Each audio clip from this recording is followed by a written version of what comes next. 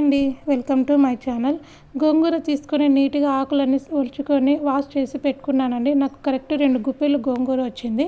దానికోసం 1 table spoon మెంతులు, 2 table spoon ధనియాలు, 1 టేబుల్ స్పూన్ జీలకర్ర తీసుకున్నానండి. ఇవి 3 ముందుగానే తీసి సపరేట్గా పెట్టుకున్నాను.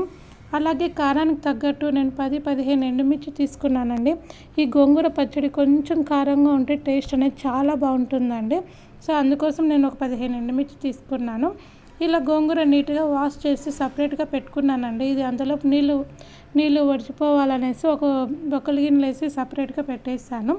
నేను స్టవ్ పైన కడాయి పెట్టేసి కొద్దిగా 1 టేబుల్ స్పూన్ ఆయిల్ వేసుకున్నాను అంతే. నీట్గా ఆయిల్ వేసి పెట్టుకున్న తర్వాత ముందుగా మెంతులు వేసి రోస్ట్ చేశానండి.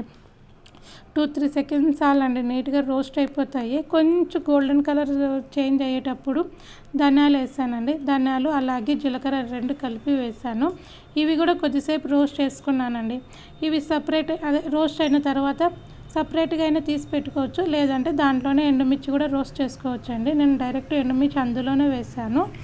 ఎండుమిర్చిని కూడా నీట్గా రోస్ట్ చేసుకున్నానండి. మనకి కొంచెం కలర్ చేంజ్ అయితే చాలండి, మరి ఎక్కువ అవసరం లేదు, మళ్ళీ మాడిపోతాయి.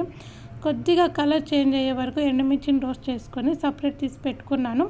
అదే కడాయిలో గోంగూర వేసుకున్నానండి. ఇక్కడ నేనేం ఎక్స్ట్రా ఆయిల్ ఏమి యాడ్ చేసుకోలేదు.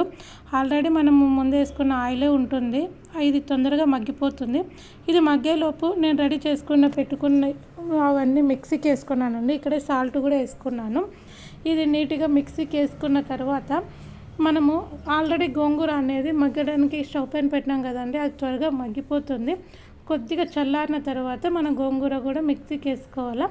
లాస్ట్లో ఒక 10-15 వెల్లుల్లి వేసుకోవాలండి. ఈ వెల్లుల్లి కచ్చాపచ్చ మిక్సీ వేసుకోండి, టేస్ట్ అనేది చాలా బాగుంటుంది.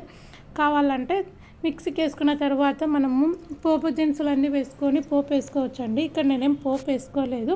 ఇక్కడ నేను ఒక 2 ఆనియన్స్ కట్ చేసుకొని జస్ట్ పైన మిక్స్ చేసుకున్నానండి. తినేటప్పుడు ఆనియన్స్ గోంగూర టేస్ట్ అనేది చాలా బాగుంటుంది. వేడి వేడి అన్నంలో కొద్దిగా నెయ్యి వేసుకొని